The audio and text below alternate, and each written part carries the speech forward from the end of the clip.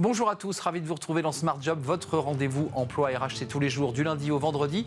Débat, analyse, expertise et vos rubriques habituelles, bien entendu, bien dans son job.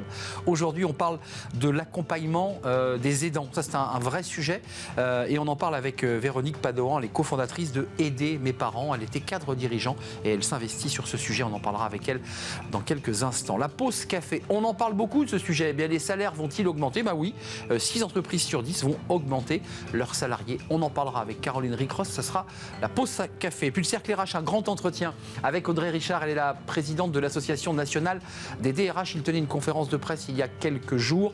On fera le point évidemment sur tous les sujets, la situation, le climat social, les retraites et l'index senior, qui est un sujet que porte la NDRH. On fera le point avec sa présidente dans le grand entretien. Et puis fenêtre sur l'emploi, eh bien, on retrouvera Bernard Strait, président d'Action Philippe Strait.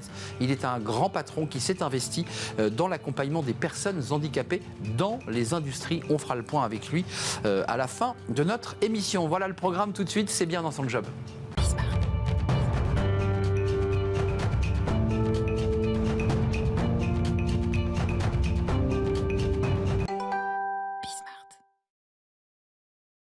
Bien dans son job, et c'est un sujet dont on parle beaucoup parce qu'il faut en parler, il faut libérer la parole sur ce sujet. On parle des aidants, de leurs difficultés, de leurs souffrances, parfois d'ailleurs à accompagner quelqu'un et à gérer leur carrière professionnelle. On en parle avec Véronique Padoan. Bonjour Véronique, on est ravis de vous accueillir, cofondatrice d'Aider mes parents. C'est votre structure, on va en parler avec vous dans quelques instants, mais d'abord quelques mots sur votre parcours, parce que longue carrière, plus de 30 ans d'expérience dans les DRH et cadre dirigeante. Qu'est-ce qui a fait que vous avez basculé et que finalement vous vous êtes investi et créé Aider mes parents? Alors, j'ai effectivement d'abord basculé en tant que consultante indépendante en management et en coaching, activité que je conserve. Et ce projet Aider mes parents est venu avec Rémi Legrand, qui est également consultant, qui m'a fait cette proposition quelques mois après avoir perdu sa maman qu'il avait accompagnée jusqu'à son décès. C'était pour moi une expérience qui résonnait, que j'ai eue il y a une dizaine d'années plus tôt. Et le constat qu'on a partagé, c'est que c'était un constat générationnel. C'est-à-dire qu'autour de nous, on fréquente plutôt des gens de nos âges, autour de 50 ans, et autour de nous, beaucoup de gens étaient dans cette situation. Un Français sur 5 est un aidant. Les chiffres sont impressionnants parce que, en fait, on voit que la partie émergée, beaucoup d'aidants n'en parlent pas, n'évoquent pas ce sujet. Il y a encore beaucoup de pudeur. Quel est votre rôle de faire accoucher, de les accompagner, de leur donner des outils concrets? Alors, ce que l'on souhaite, c'est dans une formation courte, donner un panorama le plus complet possible, mais qui est aussi de la profondeur. Voilà, embrasser beaucoup de sujets et sur chaque sujet, aller vers des choses précises. C'est ça notre ambition vis-à-vis de ces gens qui, comme vous le dites, sont aidants familiaux, mais la plupart du temps en n'utilisant même pas le terme. C'est exactement ça. Ils n'ont pas enfilé ce costume d'aidant. Alors, il y a quand même plein de sujets qui s'emboîtent les uns aux autres. D'abord, on commence par le choc, la difficulté psychologique d'accompagner un proche parce que c'est douloureux. Puis j'imagine qu'on termine par comment je fais? Qu'est-ce que je dis à ma DRH? Je pense que c'est l'arc le plus large qu'on puisse avoir. C'est donc tous les sujets que vous traitez et que vous embrassez. Oui, alors on a fait le choix de faire intervenir des professionnels qui viennent donc expliquer directement aux aidants qu'est-ce que c'est qu'avoir des personnes âgées, des parents âgés en perte d'autonomie. Donc on fait d'abord intervenir un psychologue pour justement travailler sur le rôle d'aidant, ce que vous avez souligné au début. Le rôle d'aidant, ses propres limites, sa relation avec le parent, il arrive que cette relation s'inverse et qu'on devienne le parent de son propre parent. Bien sûr. Les relations aussi dans la fratrie. Jusqu'où on peut aller, pardonnez-moi, parce que souvent l'aidant, d'ailleurs qui n'a pas forcément conscience de l'être, va trop loin. On ne trouve pas la limite. Oui. Ça, c'est un premier sujet quand même qui est fondamental. Oui. Jusqu'où il doit s'arrêter, jusqu'où il délègue. Oui. Et à quel moment il donne les pouvoirs à une infirmière, à une équipe. D'autant, par rapport à ce que vous dites, d'autant qu'il est fréquemment le coordonnateur des différents intervenants vis-à-vis de son ou ses parents âgés. Donc on a un psychologue, on a un ergothérapeute qui va venir parler de l'aménagement du quotidien et l'aménagement du domicile pour prolonger le plus possible quand les parents le souhaitent, et c'est souvent, c'est la majorité des cas, rester chez eux. On va avoir un notaire qui va venir parler des éléments juridiques et financiers, alors pas seulement en anticipation de la succession, c'est surtout en financement de la dépendance quand elle se produit. Parce qu'elle a un coût, il faut le préciser, c'est lourd pour les familles. Oui. L'accompagnement, les infirmières, les aides à domicile, les repas. Oui. Ça aussi, c'est une question qu'on doit vous poser, c'est-à-dire que tout le monde n'a pas les moyens de pouvoir assumer ces frais. Et de fait, donc, il y a des aides de l'État, la plus connue étant l'APA. Et justement, sur cette aide, elle est souvent financée par la vente de la résidence principale. Et donc, tout ça n'est pas simple émotionnellement à faire, mais n'est pas simple financièrement à faire non plus. Et là, le notaire vient expliquer comment on peut le faire, alerter sur le fait que, le cas échéant, ces aides peuvent être remboursables au moment du décès. Exactement. Voilà, ce genre de choses. Et on termine avec un gériatre qui, lui, va expliquer en détail, en l'occurrence, elle, va expliquer en détail ce que c'est qu'une vieillesse entre guillemets normale, c'est-à-dire sans pathologie, mais il y a des spécificités de la vieillesse évidentes comme il y en a dans la jeunesse. Qu'est-ce que c'est ? Que sont les maladies de la vieillesse ? Et elle aborde même la fin de vie. Là, je me tourne vers celle qui fut DRH, me semble-t-il. Il y a aussi une problématique de personnes que vous rencontrez et qui vous disent, je ne suis pas rentré, j'arrive pas à assumer mon rôle d'aidant. 2, je ne sais pas comment en parler dans l'entreprise. 3, qu'est-ce que l'entreprise peut me proposer ? Ça, c'est un sujet. Aujourd'hui, on n'ose pas aller voir ça en entreprise. Oui. Comment on fait là concrètement ? Est-ce qu'il y a des choses qui avancent sur ce sujet ou est-ce qu'on avance encore très lentement ? Alors, moi qui ne fais plus partie de grandes entreprises, je ne me permettrai pas de porter de jugement sur on peut aller plus loin politique. Il est clair qu'il y a un mouvement. Vous avez, je crois, sur ce plateau, reçu des intervenants à l'occasion de la journée des aidants le 6 octobre.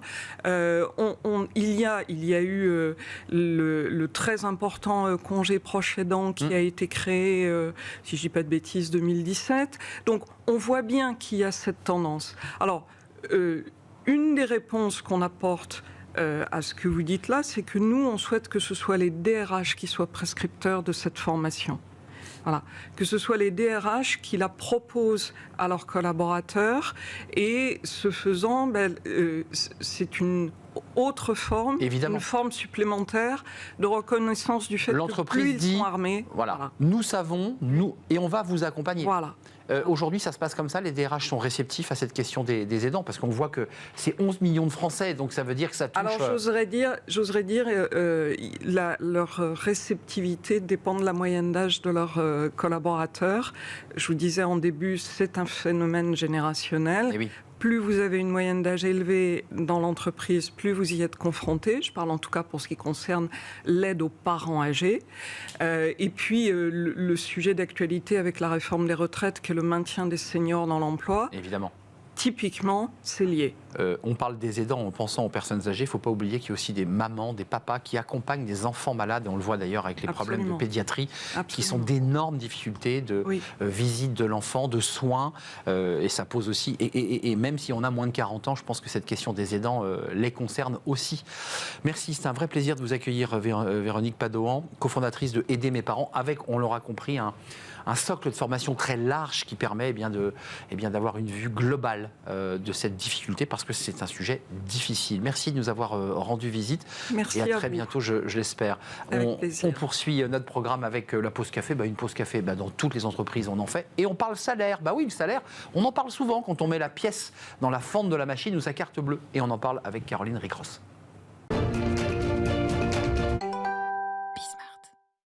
La pause café, Caroline Ricross, évidemment, et un thème dont on parle à la machine à café lors de cette pause, Caroline, c'est les salaires. Eh oui, c'est important. Et là, vous annoncez des bonnes nouvelles. C'est que les chiffres sont plutôt assez encourageants sur les hausses de salaire. Et oui, c'est en effet une bonne nouvelle. A priori, 6 entreprises sur 10 vont accorder des augmentations à l'ensemble de leurs salariés en 2023, donc l'année prochaine.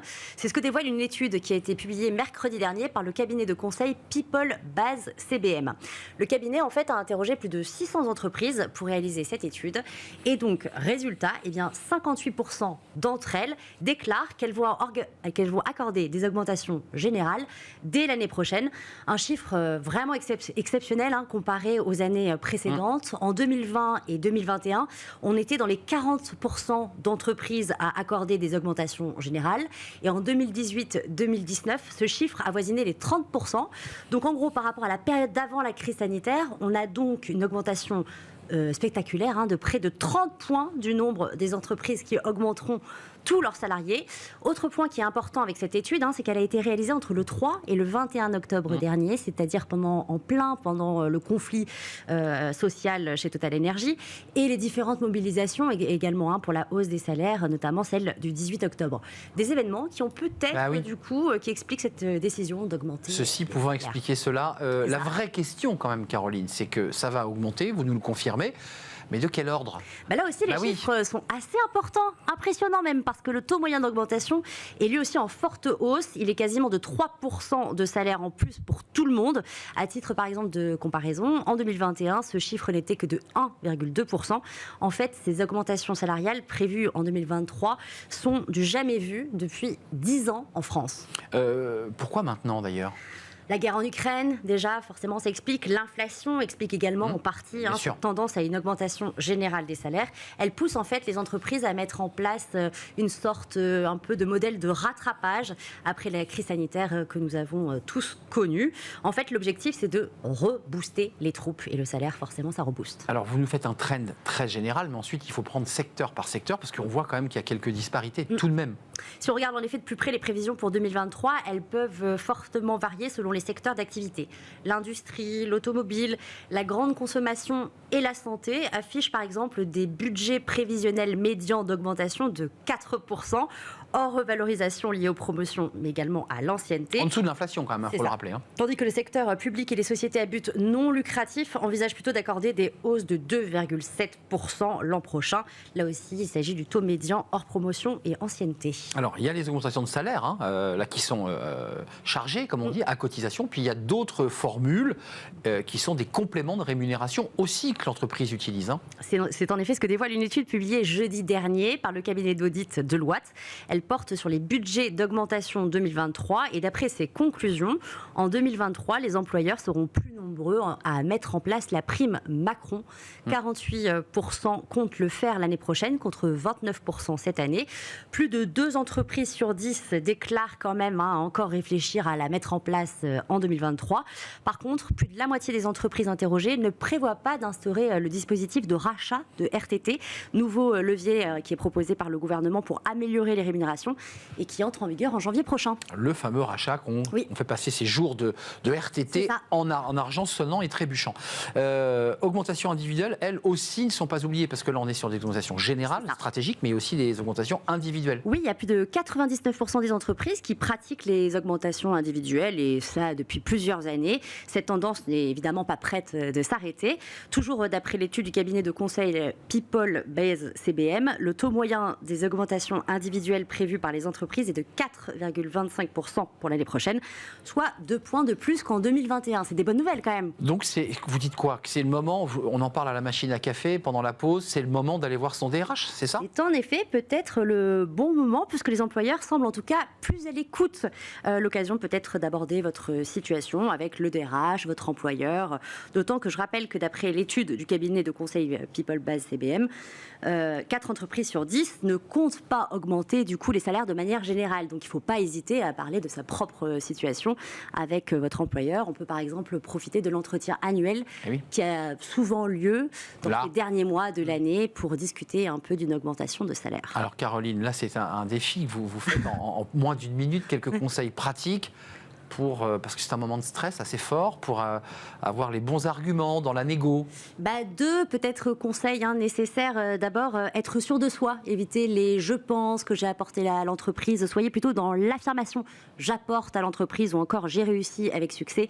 Et puis un autre conseil, éviter d'être agressif parce qu'a priori les dirigeants craignent vraiment l'agressivité des salariés lorsqu'ils négocient les salaires. Donc pas trop d'agressivité, de la douceur, de la diplomatie, un peu de stratégie aussi, j'imagine. Merci Caroline pour tous ces conseils. Les salaires vont augmenter, il faut quand même redire qu'ils seront quand même pour la plupart en dessous du montant de l'inflation. C'est une précision importante à préciser. Merci Caroline. On fait une courte pause, on va s'intéresser, d'ailleurs ça va faire écho, notre invitée va en parler, la présidente de l'Association nationale des DRH, l'ANDRH, qui tenait une conférence de presse il y a quelques semaines, qui était l'occasion de faire aussi un bilan de l'année. La prime Macron, on va en parler, l'index senior aussi, et puis évidemment l'état d'esprit des DRH dans le cadre de ces négociations de salaire, et j'allais dire de la pression sur leurs épaules, parce que oui, il faut le dire, les salariés poussent largement la porte des bureaux des DRH pour réclamer des augmentations de salaire. On fait le point avec la présidente de la NDRH juste après la pause.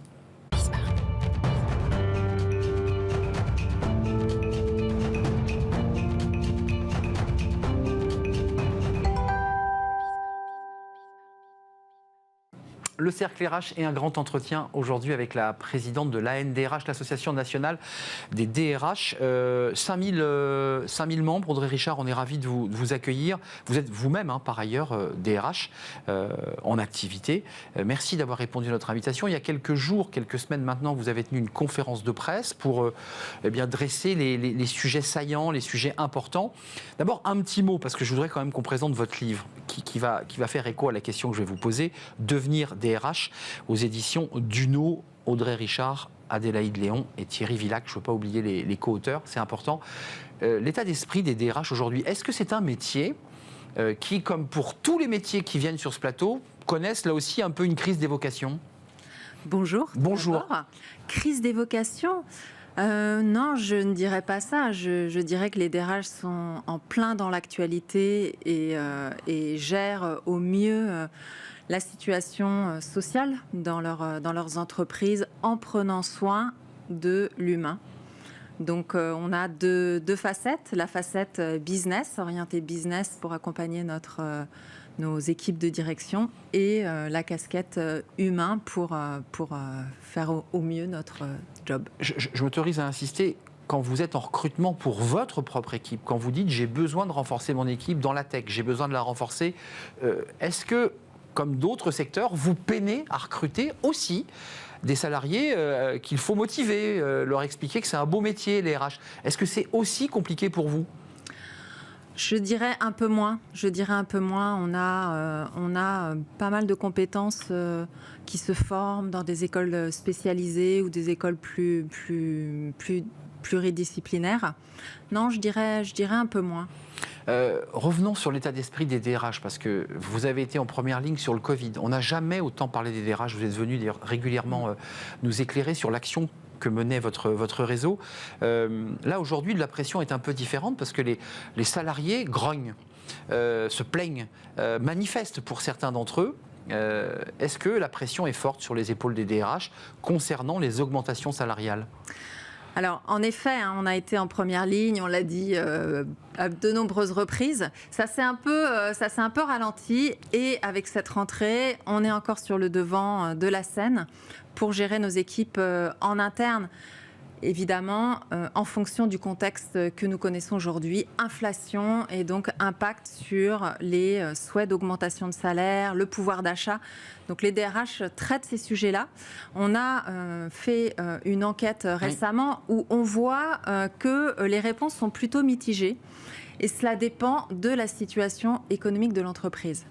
Celles qui le peuvent, bien sûr, vont avancer les négociations, les NAO, les négociations obligatoires sur les salaires. Certaines ont commencé d'ailleurs. Tout à fait, et vont accorder un certain nombre de pourcentages d'augmentation ou s'orientent vers des primes, et notamment les dispositifs de l'État, les primes pouvoir d'achat, les primes exceptionnelles. La fameuse prime Macron devenue partage de la valeur. Certaines entreprises vont dans cette direction-là, d'autres ne peuvent pas, tout simplement parce qu'elles ont des prêts à rembourser et sont dans des situations économiques difficiles.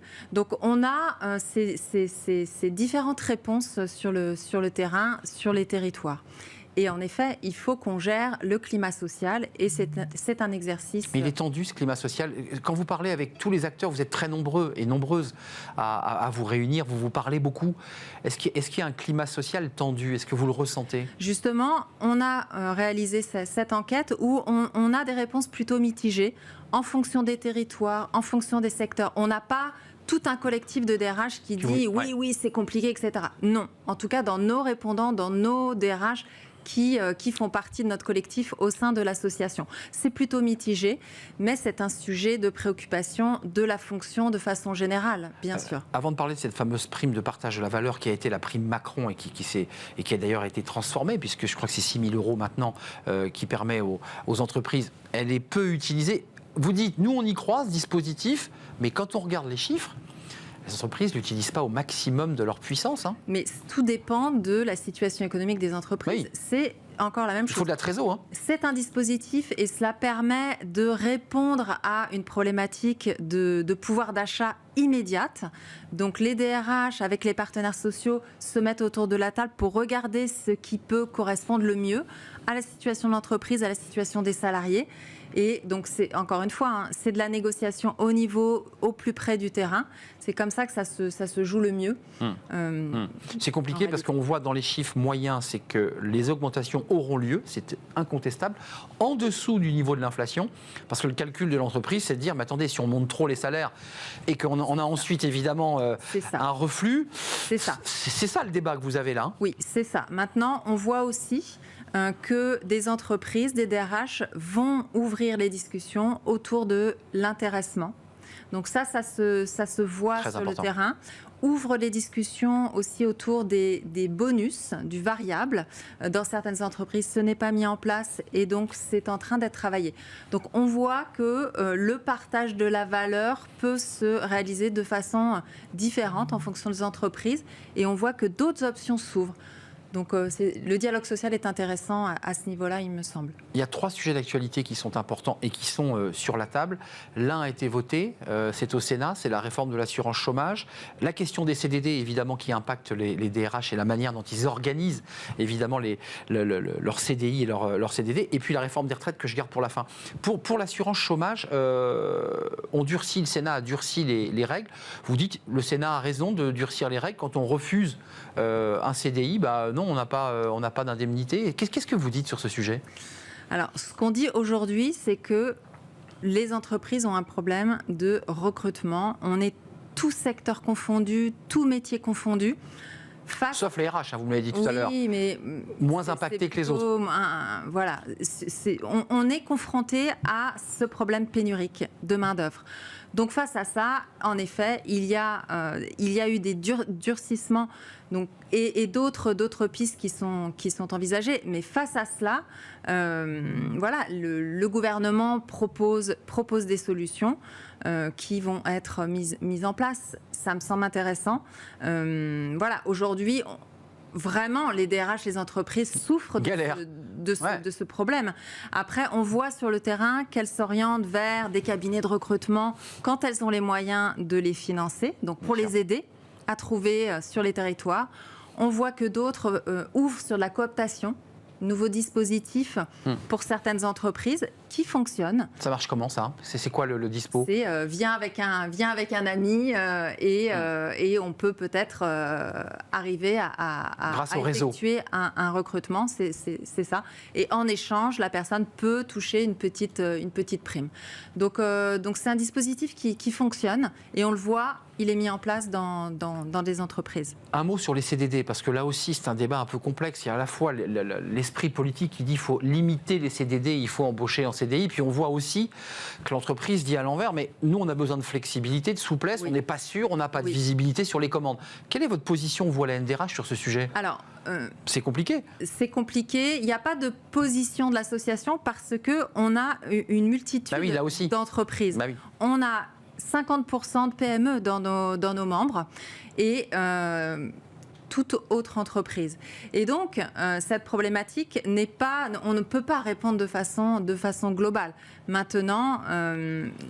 les entreprises qui ont recours à des CDD, comme peut-être dans le retail notamment, elles ne le font pas par gaieté de cœur non plus. Elles le font parce qu'elles... Il y a une saison, il y a une saisonnalité. Il y a des saisonnalités. Bien sûr. Donc, voilà. Mitigé. Là, il y a un sujet sur lequel vous êtes en lead, parce que vous êtes venu nous en parler il y a 1 an déjà, le débat des seniors. Alors ce débat a beaucoup avancé parce que Le Monde a fait un papier qui donnait la parole à la NDRH où la NDRH disait mais nous attendez, on est favorable à cette réforme mais elle échouera si elle ne prend pas en compte la question de la place des seniors dans l'entreprise. Et a émergé l'index senior. Alors d'abord, est-ce que c'est vous qui le portez ? J'ai le sentiment que c'est plutôt un collectif. Comment il est né et est-ce que vous avez le sentiment que le gouvernement a une oreille attentive à cet index ? Oui. La problématique des retraites est liée aux seniors. Ce sujet des seniors, du chômage des seniors, du chômage de longue durée des seniors, qu'on ne souhaite plus appeler seniors, d'ailleurs, au sein de l'association. Mais comment vous les appelez, salariés expérimentés. Ouais. Voilà. Mais en tout cas, c'était pour pas stigmatiser. Et donc, on a en effet, au sein de l'association, évoqué l'index senior, l'index salarié expérimenté, en 2019 déjà, lors d'une conférence de presse. Exactement. Où on a mis le doigt sur cette problématique en disant mais en fait on est au cœur de la problématique et les DRH doivent prendre le lead sur ces sujets-là. Donc on a ouvert ce sujet en 2019. C'est retombé un petit peu parce que beaucoup de problématiques... Dont le Covid d'ailleurs. Oui, mais surtout beaucoup de sujets commençaient à s'intéresser à des index. Et donc on allait se retrouver avec l'index diversité, l'index égalité, l'index... Qui est lourd pour l'entreprise. Hein. Et donc on était un petit peu ralenti sur ce sujet-là. Cependant, la problématique existe. Si c'est un index qui sort très bien, le point est de prendre le sujet. Aujourd'hui, il y a cette problématique. En face, on a pénurie de main-d'œuvre. Juste, regardons ces salariés expérimentés. Juste un point d'alerte que nous avons effectué au niveau de la NDRH, c'est la problématique santé des chômeurs de longue durée. Où là, on a dit, évidemment. Voilà... Et qui sont souvent des seniors. Hein, qui peuvent être... Oui, la période est plus longue quand on est salarié expérimenté. Mais la problématique a été mise sur le devant en disant, voilà, peut-être faut-il proposer une visite médicale au bout d'un certain temps, ou en tout cas proposer des dispositifs autour de la santé de façon globale. Vous prenez position, cet index, alors rappelons qu'il y a l'index Pénicaud, l'égalité femmes-hommes, et ça c'est obligatoire, l'entreprise doit le donner, ça fait que ça contribue à la politique RSE de l'entreprise, ça c'est un sujet fondamental. Vous lancez et vous portez en quelque sorte cet index senior. Le MEDEF a immédiatement dit on n'en veut pas. Est-ce que vous avez eu un échange avec le MEDEF ? Est-ce que vous discutez avec eux ? Et est-ce que le gouvernement vous rassemble autour d'une table pour avancer sur le sujet ? Non, la crainte est d'engendrer, peut-être de stigmatiser, mais aussi d'engendrer de l'administratif, oui, de la bureaucratie, pour calculer cet index.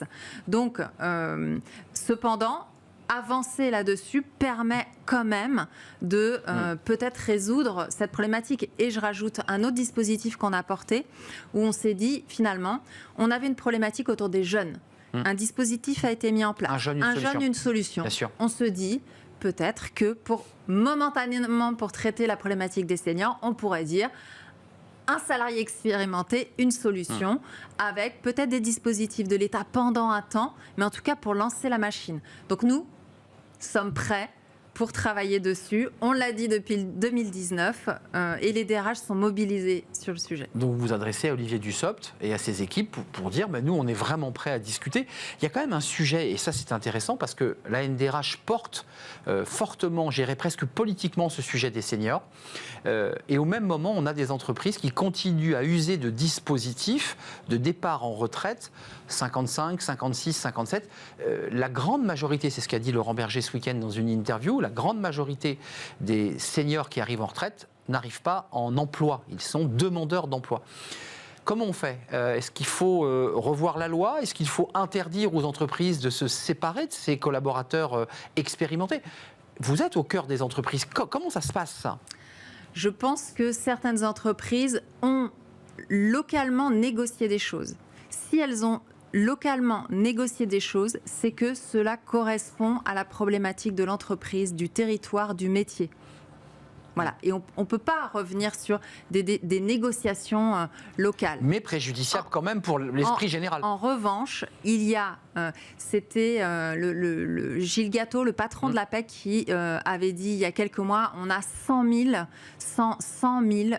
seniors de longue durée au chômage. On a toute cette masse de main-d'œuvre et de compétences qui est non utilisée aujourd'hui. Juste allons-y. Allons-y pour le bien de tous. Il était venu nous le dire d'ailleurs sur ce plateau, effectivement, et c'est un vrai sujet dont s'est emparée la NDRH et qui attend, si je l'ai bien compris, vous n'avez pas encore eu de round de négociation et que Olivier Dussopt... On a déjà évoqué ce sujet-là. Vous l'avez déjà évoqué. Oui. Évidemment, tout ça n'est pas encore sorti dans les médias, mais vous nous dites, en tout cas, il y a une réflexion collective sur cette question. Avant de nous quitter, quand même, j'ai une DRH, j'ai la présidente de la NDRH et je vous ai entendu sur LinkedIn, pour ne pas citer ce réseau social, être interrogé à l'occasion d'ailleurs d'une table ronde passionnante, le DRH et le métavers. Je voulais qu'on termine. Et oui, parce que on voit les enjeux politiques que vous portez et qui sont importants, puis il y a la réalité de votre quotidien de DRH, les outils, le DRH augmenté, le métavers. Alors certains disent le métavers, on n'y croit pas, d'autres y croient. Qu'est-ce que vous en pensez, vous, la présidente de la NDRH ? Il faut le porter, ce sujet ? Je pense que notre responsabilité est aussi d'aller creuser des sujets de prospective, des sujets de futur. Je pense que c'est une responsabilité de l'association également. Et donc, on est en train de regarder le sujet. On voit que le métaverse se développe dans certaines grandes enseignes. De luxe, en partie. De luxe, mais pas forcément. Pas seulement. Pas seulement, mais on voit que des entreprises vont explorer. Donc, on regarde aussi, avec un impact du métaverse sur le recrutement, une autre façon de recruter, sur l'intégration, une autre façon d'intégrer, et sur la formation. Sur ces 3 champs, on peut avancer un petit peu sur le métaverse. Maintenant, on a des limites là-dessus. Premièrement, la limite, c'est que toutes les entreprises ne sont pas concernées. Voilà. Et c'est très, très, très loin des préoccupations business aujourd'hui. Mais on en a conscience, j'en ai conscience, mais je pense qu'on doit aller quand même explorer et des limites sur il n'y a pas de régulation aujourd'hui, ça a un certain coût, problématiques environnementales, etc. Voilà. Donc pour le moment, on explore. Mais pas fermé en tout cas à l'idée qu'un jour on ait un avatar DRH, votre avatar, qui recrute un avatar. Pour le moment, nous ne sommes pas direction des ressources des avatars, des biens des RH, des ressources des humains. humaines. Non, mais c'est un vrai sujet, cette question de l'avatar. Et un mot quand même, pour globaliser tout ce qu'on vient de se dire depuis presque 20 minutes, on a quand même, il y a des économistes qui en parlent en ce moment dans l'actualité, une révolution, une dérégulation totale du monde du travail. Vous qui avez une expérience de DRH depuis plusieurs années, est-ce que vous le sentez ? Est-ce que vous constatez cette espèce de bouleversement total ? Bien sûr qu'on le constate. On le constate, tout est en train de changer. Après, l'intérêt, c'est aussi d'être présent en tant que DRH pendant cette phase, ces phases de total changement et totale révolution. Parce que ce qui se passe, c'est qu'on est en train de construire le monde du travail de demain. Les DRH qui arrivent, nos jeunes professionnels, arrivent sur un champ à créer. Donc oui, c'est une réalité. Et c'est, je trouve, très, très intéressant d'être au cœur à ce moment-là. Et est-ce que la phrase clé de ce que vous vous dites auparavant, quand on était pendant le Covid, vous étiez venu nous en parler, il y avait une forme de stress et d'échange entre vous pour savoir quelles étaient les bonnes... Est-ce qu'aujourd'hui, quand vous vous parlez, vous vous réunissez, et vous le faites souvent, c'est « je trouve personne ». Est-ce que ça, vous l'entendez tout le temps ? Sur la pénurie ? Oui. Je trouve personne. Oui. On ne vient pas. Il y a une réelle problématique, et sur tous les territoires, j'insiste, dans quasi toutes les entreprises, oui. Donc ça veut dire qu'il faut se transformer côté NDRH, et est-ce qu'il ne faut pas aussi transformer, avant de nous quitter, la formation, l'accompagnement de tous ces salariés ? Parce que souvent, les DRH disent moi j'ai quelqu'un en face mais qui n'a pas les compétences, quoi. Aujourd'hui, c'est l'évolution professionnelle qui peut-être est au cœur des dispositifs, parce qu'on ne trouve pas à l'extérieur. Et donc, beaucoup d'entreprises misent sur les compétences et les personnes en interne.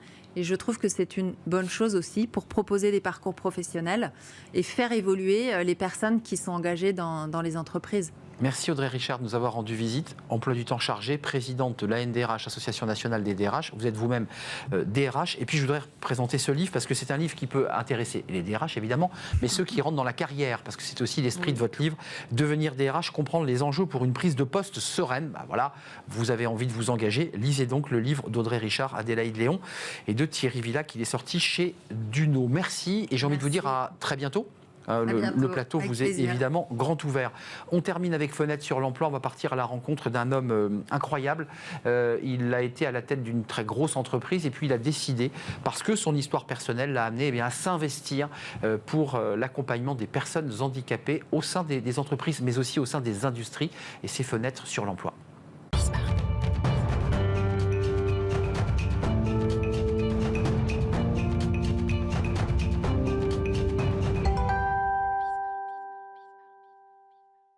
Fenêtre sur l'emploi, on parle du handicap et du rapport des personnes handicapées au travail. Leur accès à l'emploi, c'est un sujet éminemment fondamental, avec la difficulté pour certaines d'entre elles d'accéder à l'emploi. Et on accueille un acteur engagé sur cette question, Bernard Streit. Merci d'avoir répondu à notre invitation.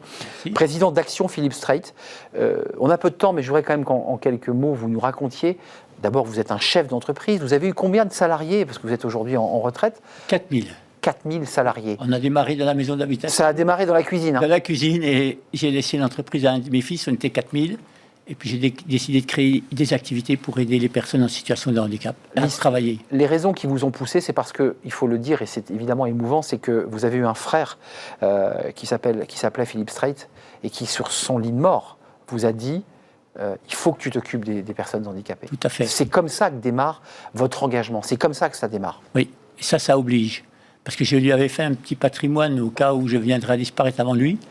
Et puis je lui posais la question à la veille de sa mort, qu'est-ce qu'il voulait faire un peu de ses sous. Il ne savait pas ce qu'il avait exactement. Et il m'a dit, j'aimerais que tu fasses quelque chose pour les gens comme moi. Et donc l'entreprise s'est construite aussi autour du handicap, avec ma tante qui avait la poliomyélite. Et c'est pour ça que mon père a créé, qui est un paysan, a créé l'entreprise. Et puis moi, je suis devenu un industriel pour mon frère. Et en fait... quelquefois, j'ai des amis qui me disent vous avez cette capacité à transformer les pépins en pépites. Et il faut transformer les pépins en pépites. Et vous êtes aussi, parce que c'est important de le dire, dans l'engagement et dans la transmission. Il y a beaucoup de chefs d'entreprise qui, parfois, voudraient s'engager, ne le font pas, hésitent. Il y a évidemment votre action Philippe Streit, un engagement très concret. Qu'est-ce que vous leur donneriez comme conseil ? Parce que j'ai le sentiment, vous connaissant un petit peu, que vous avez grandi aussi avec ce projet.